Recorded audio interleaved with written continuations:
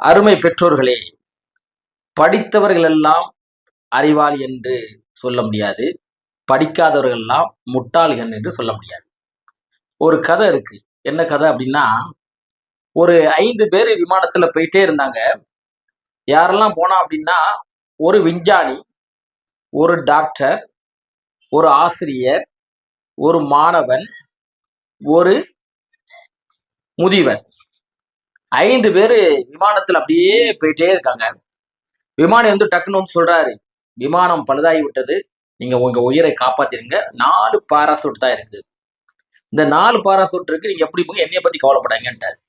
உடனே விஞ்ஞானி பார்த்தாரு, நம்ம முதல்ல போயிரும் அப்படி சொல்லி, நான் வெளியே போயிருந்தேன், போனாதான் பல விஞ்ஞானங்களை கண்டுபிடிக்க முடியும், பல கருவிகளை கண்டுபிடிக்க முடியும், கண்டுபிடித்தால்தான் இந்த உலகம் வளர்ச்சி அடையும், நான் போறேன்னு சொல்லி போயிட்டாரு. திரும்ப டாக்டர் பார்த்தாரு, நான் போனாதான் பல நோய்களை குணப்படுத்த முடியும் மக்களுக்காக, நானும் போகிறேன் என்று சொல்லி அவரும் டக்குன்னு போயிட்டாரு. போன உடனே எத்தனை பேராசெட் இருக்கு? 2 பேராசெட் இருக்கு.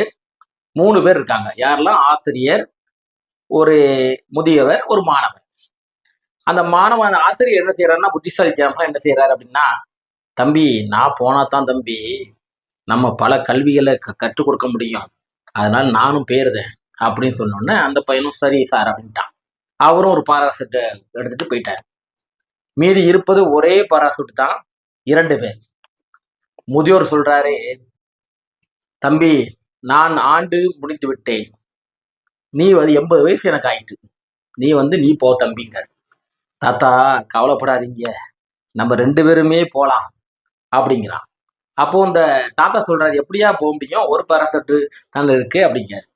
சொல்றாரு, நம்ம ஆசிரியர் இருக்காருல, பதட்டத்துல பாராசூட்டுன்னு சொல்லிட்டு என்னுடைய ஸ்கூல் பேக்கை வச்சு இறங்கிட்டாரு, அதனால அவர் போய் சேர்ந்திருக்க மாட்டாரு, அதனால நம்ம 2 பேருமே போலாம் அப்படின்னு சொல்றான். இதுல இருந்து என்ன தெரியுது என்று சொன்னால், படித்தவர்கள் கூட சில சமயத்தில் தடுமாற்றம் அடைந்து விடுவார்கள். நாம் பிள்ளைகள் இன்றைக்கு படிக்கவில்லை, இவன் படிக்க மாட்டான், உதவாக்கற அப்படி என்று சொல்லி ஒருபோதும் எண்ணாதீங்க. அவன் படிக்கவில்லை என்று சொன்னால் அவனுக்கு எந்த துறையில் அவனுக்கு இன்ட்ரெஸ்ட் இருக்கு. ஒருத்தன் மியூசிக் இருக்கலாம், இல்லை எலக்ட்ரானிக் இருக்கலாம், இல்லை மெக்கானிக் சம்மந்தப்பட்ட இருக்கலாம். அவனுக்கு எந்த துறையில் அவனுக்கு எந்த இன்ட்ரெஸ்ட் இருக்குன்னு சொல்லி அவனை அந்த துறையிலே அவனை அனுப்புங்க. நீங்க படிக்க வைக்கணும், பையனை படிக்கத்தான் வைக்கணும் அப்படின்னு நினைச்சுக்கிட்டு அவனை படிக்க வைக்கிறீங்க அப்படின்னா, அவன் காலேஜ் போறான் அப்படின்னா அரியரா எடுத்துட்டே இருப்பான், எந்த பிரயோஜனம் இல்லை. பிறகு அவன் படித்தும் புரிதல் இல்லாம, இந்த மாதிரி தொழிலையும் கற்றுக்கொள்ளாம புரோஜனம் இல்லாம ஆகிவிடுவான்.